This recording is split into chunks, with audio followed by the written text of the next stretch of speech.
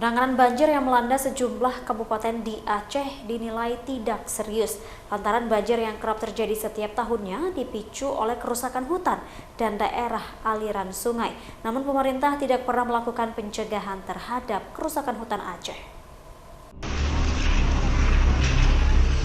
Sejumlah kabupaten Aceh kerap menjadi kawasan langganan banjir seperti Aceh Selatan, Aceh Singkil, Aceh Tenggara, dan Aceh Utara.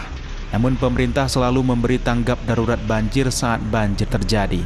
Sehingga Walhi Aceh menilai pemerintah tidak pernah serius menanggapi persoalan banjir. Banjir di sejumlah daerah di Aceh tersebut diakibatkan oleh kerusakan hutan yang terjadi secara terus-menerus.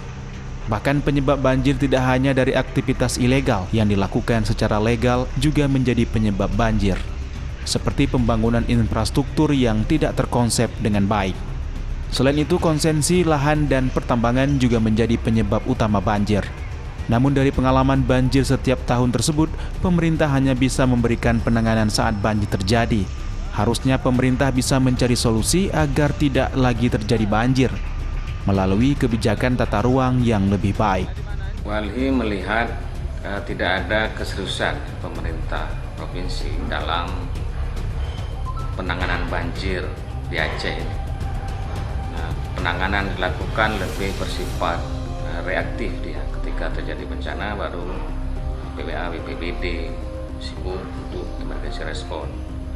Nah, sebenarnya pemerintah seharusnya proaktif ya. Mulai dari menyusun kebijakan, perbaikan kebijakan tata ruang, kemudian seharusnya di Aceh itu sudah ada master plan pengelolaan banjir Aceh secara terpadu, di mana penanganan banjir itu dilakukan tidak parsial dari hulu sampai ke hilir. Karena persoalan banjir sebenarnya bukan di hilirnya, tapi di hulu. Di daerah aliran sungai di Aceh, sebagian besar dalam kondisi kritis. Jadi kekritisan daerah aliran sungai itu diakibatkan oleh aktivitas. Nah sayangnya ya, bukan hanya diakibatkan oleh aktivitas ilegal, tapi juga oleh aktivitas yang legal, mulai dari pembangunan infrastruktur, jalan, pemberian konsesi yang luas untuk perkebunan dan pertambangan.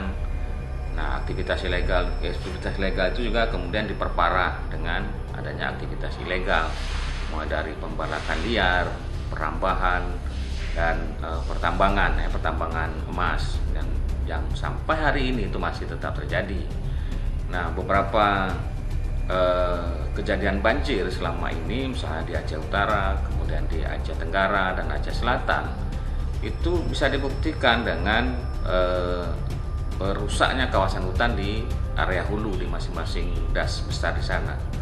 Kalau Aceh Tenggara itu dia dari das ala Singkil yang kalau berdasarkan hasil analisis Wali itu 66% daerah aliran sungainya itu rusak ya. Bayangkan 66% dia sudah rusak. Saat ini banjir di sejumlah wilayah di Aceh masih terus terjadi. Akibat curah hujan tinggi sehingga tidak tertutup kemungkinan banjir yang mulai surut di beberapa daerah akan kembali terjadi. Sehingga Walhi Aceh berharap pemerintah Aceh berkomitmen untuk menyusun kembali master plan pengelolaan kawasan hutan Aceh dengan lebih baik lagi berdasarkan pengalaman banjir yang sering terjadi. Dari Kota Banda Aceh, Topan Mustafa, iNews melaporkan.